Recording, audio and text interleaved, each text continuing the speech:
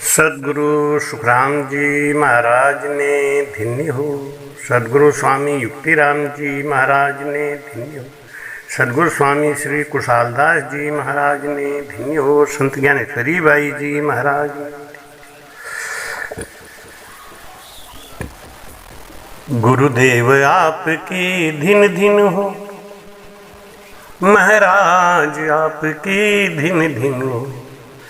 गुरु सा दाता कोई नहीं, तीन लोक के माय। करता को सुख राम कहें, सतगुरु दियो बताए। बोलो राम। ये जीव आनंद लेने के जुगाड़ में, चक्कर में उस आनंद ब्रह्म को ही छोड़ दिया। माया ने इसको भरमाया और आनंद का विकल्प दिखाया। जैसे हिरण को गर्मी के दिन में दूर जलाशय दिखाई देता है, पास जाने पे उसको बालू दिखाई देता है। फिर जहाँ से वो चला था वहाँ उसको जलाशय दिखाई देता है। फिर वहाँ जब आता है तो वहाँ भी उसको बालू दिखाई देता है। इसको कहते हैं मृग तृष्णा। और वही तृष्णा हमारे जीव को लगा हुआ है। ब्रह्मा जी ने इस बात को समझ लिया कि ये जीव कामासक्त है, इसको कामनाओं की इच्छा है। इसलिए ब्रह्मा जी ने इस जीव के लिए एक साधन बनाया कि तुम्हें जिस जिस कामनाओं की इच्छा है उस प्रकार की भक्ति करो। ये जीव यहाँ संसार में आके इस बात को समझ गया कि संसार में आनंद नहीं है, ये दुखरूप संसार है।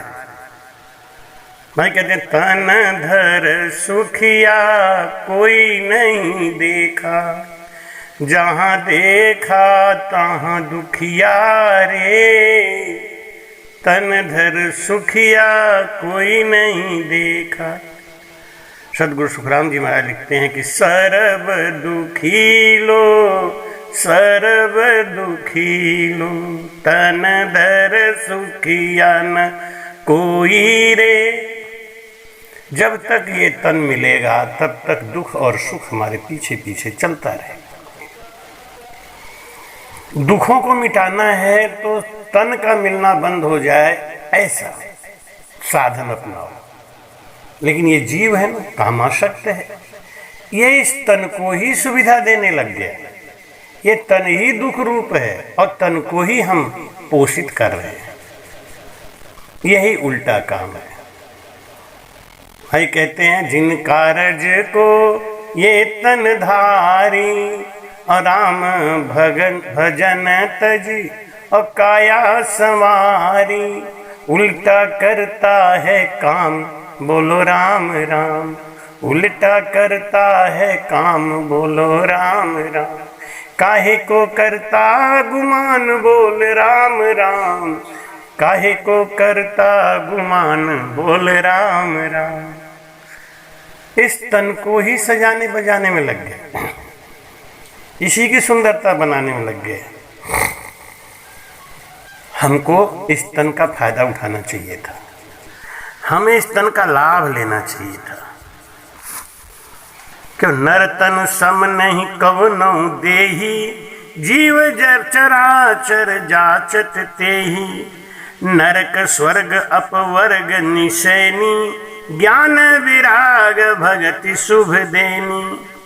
सो तनुधर हरि भजहि न जे नर होई, विषयरत मद मंद तर। नहीं दरिद्र सम दुख जग माही, संत मिलन सम सुख जग नाही। परोपकार बचन मन काया, संत सहज स्वभाव खगराया। संत सही दुख पर हित लागी, पर दुख हेत संत अभाग। को समझते हैं तो वो जगत के आनंद को आनंद नहीं मानते। ये माया का आनंद है, आज है कल नहीं रहेगा। इसलिए महाराज कहते हैं जो ज्ञानी है वो दुख सहते हुए भी राम भजन करते हैं, परमात्मा की भक्ति करते हैं। ज्ञान पंथ कृपान के धारा, अपरत खगेश होई नहीं वारा। जो निर्विघ्न पंच निर्वहई, सो कैवल्य परम पद लहई। अति दुर्लभ केवल परम पद, संत पुराण निगम आगम बद। तथा मोक्ष सुख सुन खगराई, रही न सकई हरि भगति बिहाई। अस विचार हरि भगति सयाने, मुक्ति निरादर भगति लुभाने।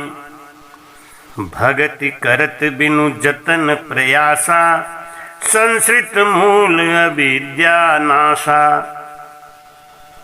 भोजन करिय त्रिपति हित लागी, जिम सो आस असन पचावे जठरागिनी।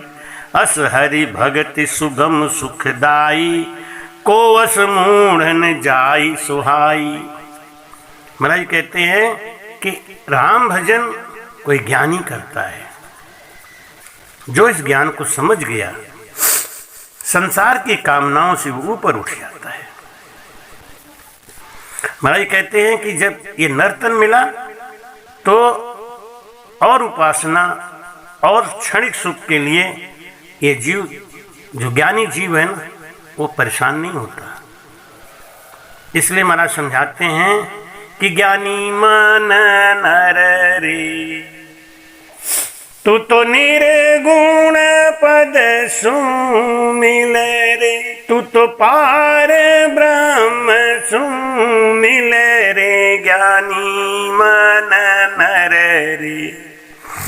भगत मुगत की गैल संभावो, नाम अमीरस निस दिन खावो। श्वास उश्वास की डोर लगाओ, रे मन भजन पूर कर ले। ज्ञानी मन नर रे, ज्ञानी मन नर रे। आसन मार जुगत सु बैसो, या घट माही पवन संग पेसो। जब तन सोज सबद मुख केसो, रे मन आत्म खोजर छिल रे। ज्ञानी मन नर रे, ज्ञानी मन नर रे।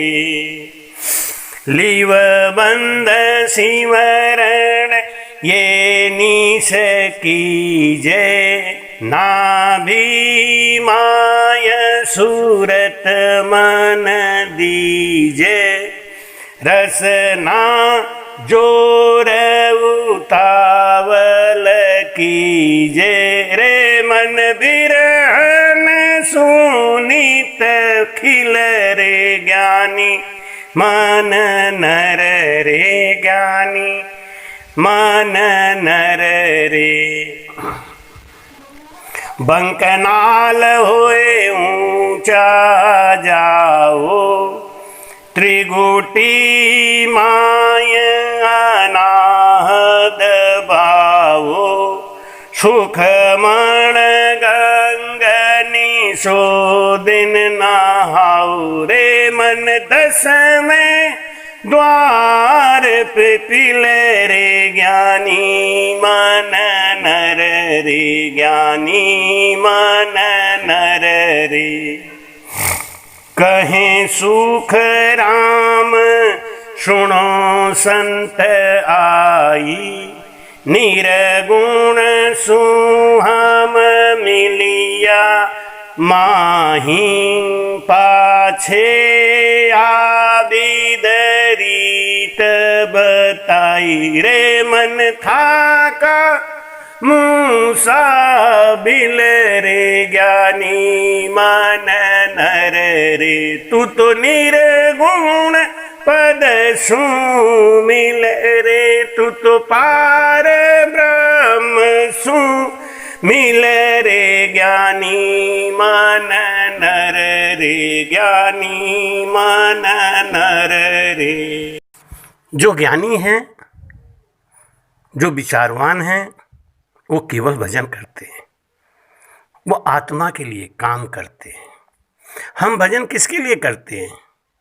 विचार करिए, एक प्रश्न है। हम भजन किसके लिए करते हैं? आत्मा के लिए या शरीर के लिए? समय है, मौका है, हम इस वीडियो के अंत में बताएंगे कि हम भजन किसके लिए करते हैं। तब तक आप अपना विचार एक किताब पे, कॉपी पे लिख लीजिए। अगर आपने ये बात का सही उत्तर समझ लिया है तो आप केवल ज्ञानी हैं। हमको भजन क्यों करना है? महाराज कहते हैं हम इस संसार में आके वेद की भक्ति खूब संभालते हैं, लवेद की भक्ति खूब संभालते हैं, लेकिन छुच्छम वेद की भक्ति को हम जानते ही नहीं। और वेद भेद की भक्ति भी अब करनी कराने वाले अगर ज्ञानी गुरु नहीं मिले तो उसमें भी रास्ता हमको मिलता नहीं। ज्ञानी गुरु कैसे? जब कोई ज्ञानी गुरु मिलता है तो हमको भक्ति का भेद बताता है। भेद सहित ज्ञान घट गावे, प्रेम भाव निश्चय मन पावे, मोक्ष मिलन की यही उपाय, और दूजी नहीं सृष्टि में भाई। 33 देवता हैं। कुछ लोग कहते 33 करोड़। 33 करोड़ देवता नहीं है, देवलोक के वासी 33 करोड़ हैं। मुख्य 33 देवता है। कौन कौन? 8 वसु, 11 रुद्र, 12 आदित्य और 2 अश्वनी कुमार। 7 ऋषि होते हैं, सप्त ऋषि होते हैं, और वो हर मनवंतर में बदलते रहते हैं। अभी ये वर्तमान में 7वां मनवंतर चल रहा है। 14 मनवंतर में 14 बार सप्त ऋषि आते हैं। 14 मनवंतर का एक कल्प होता है। एक कल्प के बराबर ब्रह्मा का एक दिन होता है, और इसी के माप में ब्रह्मा की एक रात होती है। इसी परिमाप में ब्रह्मा का 100 वर्ष का दिन बीतता है और ब्रह्मा भी बदल जाते हैं। बड़ी आश्चर्य की बात है। महाराज कहते हैं कि अभी 7वां मनवंतर चल रहा है, और इस मनवंतर में कश्यप ऋषि, अत्रि ऋषि, विश्वामित्र, वशिष्ठ मुनि, गौतम, जमदग्नि और भरद्वाज, ये सप्त ऋषि कार्यरत है, कार्य कर रहे हैं। इस सप्त ऋषियों का काम क्या है? ये भगवान के अवतार लेने पर भगवान की सहायता हेतु पृथ्वी पर आकर लीला करते हैं, और जब भगवान का लीला संवर्धन होता है तो 9 ग्रहों के लोक के ऊपर 11 लाख योजन की दूरी पर ध्रुव लोक की परिक्रमा करते हुए जीवों के शुभ और अशुभ कर्मों के साक्षी गवाह बनते हैं। इसलिए हमको किसकी पूजा करनी है, किसकी नहीं करनी है, किस कामना के लिए किसकी पूजा करनी है, किसका आराधना करना है, ये हमें गुरु ज्ञान से लेना चाहिए। हम नकलची हो गए, नकल मारते हैं। नकला में सुखराम के पथरा पूजे लो। महाराज जी कहते हैं, समझाते हैं इस बात को, कुछ समझो कि कौन से देवता की पूजा करनी है, किस काम के लिए करनी है। अगर अखंड सौभाग्यवती होना है, दाम्पत्य जीवन को सुखी रखना है, तो माता अरुंधति सहित सप्त ऋषियों का एक मंत्र है, उसका जाप किया करो। ध्यान से सुन लें। अरुंधति सहित सप्त ऋषिभ्यो नमः। अरुंधति सहित सप्त ऋषिभ्यो नमः। भादों के शुक्ल पक्ष पंचमी के दिन सोने की, चांदी की या तांबे की या काष्ठ की मूर्ति बनवा के वशिष्ठ मुनि और माता अरुंधति की मूर्ति बनवाकर और उनकी 108 बार पूजा करके, हवन यज्ञ करके आराधना करें कि मेरा पारिवारिक जीवन खुशहाल रहे, सौभाग्य रहे, हमारा पति हमसे राजी रहे, पत्नी हमसे राजी रहे। इसके लिए आपको और कुछ नहीं करना। ऐसे ही अगर हमको संतान चाहिए, संतान वृद्धि करनी है, तो दक्ष प्रजापति का पूजन करना चाहिए। अगर हमें ब्रह्म तेज वृद्धि करनी है तो ब्रह्मा की पूजा करनी चाहिए। इंद्रियों को पुष्ट करना है तो इंद्र की पूजा करना चाहिए। धन की वृद्धि करनी है तो वसु की पूजा करना चाहिए। स्वर्ग की कामना 12 आदित्यों की पूजा करनी चाहिए।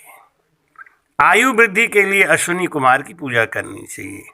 रूप की कामना के लिए गंधर्वों की पूजा करना चाहिए। सुंदर स्त्री चाहिए तो उर्वशी है ना, अप्सरा, उनकी पूजा करें। विद्या पाना है तो महादेव की पूजा करें। धर्म की वृद्धि करनी है तो विष्णुदेव की। बाधा विपत्ति से बचना है तो यक्षों की पूजा करें। बल वृद्धि के लिए मरुदगणों की पूजा करें। राजगद्दी के लिए मनु महाराज की पूजा करें। लेकिन मोक्ष जाना है, परम मोक्ष में जाना है, तो कोई सद्गुरु से ज्ञान धारण करके, सद्गुरु से शिक्षा लेके भजन करना चाहिए। इसलिए हमको भटकना नहीं है, हमको समझना है, समझना है, समझना है। क्या समझना है कि हमको किसकी पूजा करनी चाहिए और किसकी नहीं करनी चाहिए, कौन हमारा भला कर सकता है। भाई कहते हैं कि जब ये ज्ञान हमारा हो जाता है, वैसे सारे देवता हमारे शरीर में हैं, जब हम भजन करते हैं तो उनको पुष्टता मिलती है और हमसे खुश होते हैं। इला नाड़ी है ना, बाएं तरफ जो नाड़ी चलती है, ये चंद्र नाड़ी कहलाती है। इसमें चंद्रमा का वास है। इसके चलते समय हमको तरल पदार्थ सेवन करना चाहिए। दाहिनी तरफ सूर्य नाड़ी पिंगला नाड़ी है। मेरुदंड के अगल बगल 9 खंड है। त्रिगुटी तक हद है। कंठ में जीव का घर है। नाभि से श्वासों का चलना होता है।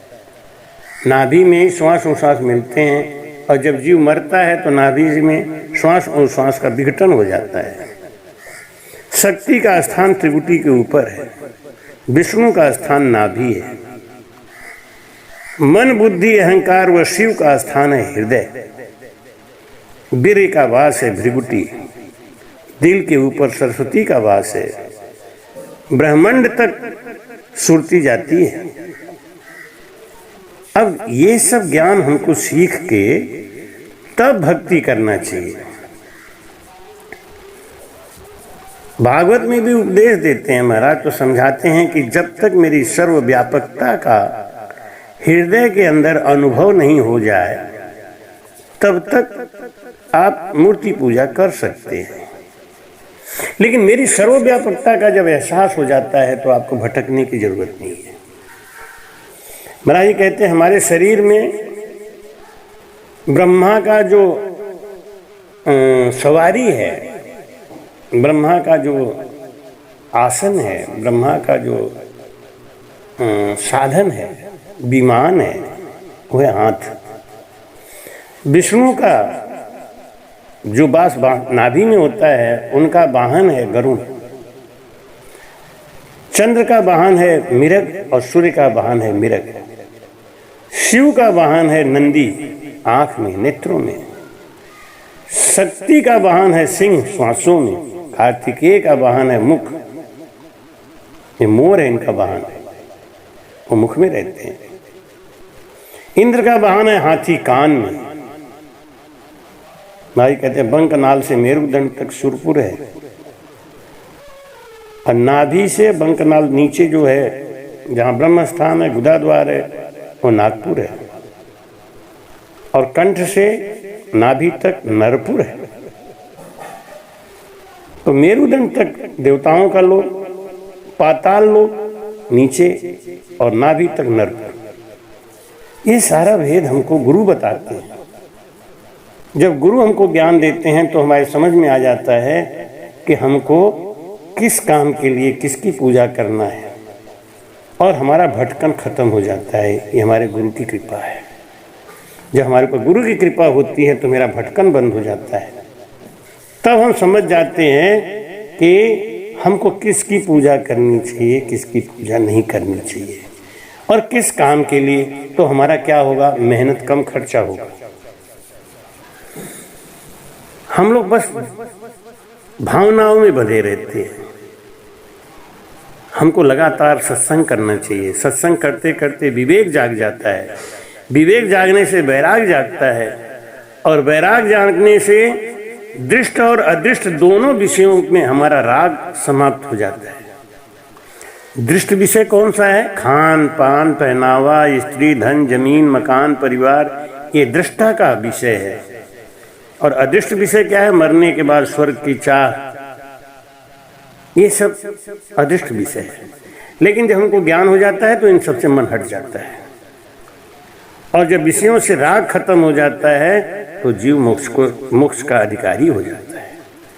इसलिए महाराज जी कहते हैं कि इस संसार में अलग अलग देवताओं की अलग अलग पूजा है, अलग अलग कामना के लिए अलग अलग मंत्र है। तो इसलिए अलग अलग गुरु को खोजना चाहिए। हम लोग मिलवा बाजा बजा देते हैं, सम्मिलित काम कर देते हैं।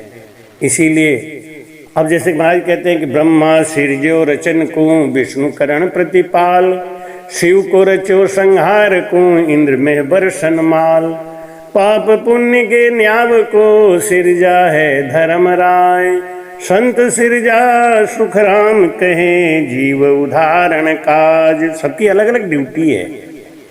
अब विष्णु जी से जाके कहोगे आप सृष्टि की रचना करो तो वो मना कर देंगे, कहेंगे भाई मैं दूसरे के कार्य में हस्तक्षेप नहीं करता, ब्रह्मा जी करेंगे। लेकिन पालन पोषण करना, जीवों की रक्षा करना, ये विष्णु का काम है। महाप्रलय लाना ये शिव जी का काम है, ये ब्रह्मा का काम नहीं, विष्णु का काम नहीं। सबका काम बटा हुआ है। इसलिए महाराज जी कहते हैं कि जिसका जैसा काम है उनको याद करोगे, उनका मंत्र लोगे, उनको जानोगे तो ऐसा काम सिद्ध होगा। इसलिए भटको मत, संसार में सत्य को पहचानो और सांसों सांस सुमिरन से लगो। राम महाराज।